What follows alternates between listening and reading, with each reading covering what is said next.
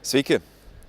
Štai ir ateina ta diena, kada reikia pasakyti ir apibendrinti visus metų darbus. 2014 eina į pabaigą. Baigėsi mūsų kadencijos pirmieji metai.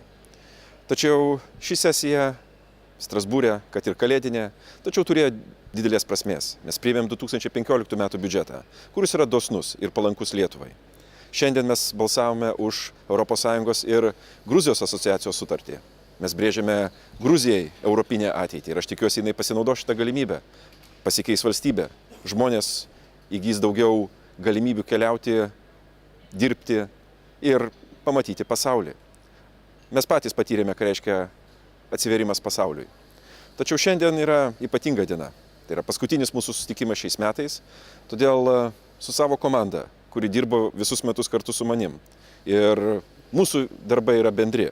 Mes sakome jums gražių kalėdų ir smagių naujųjų metų. Iki.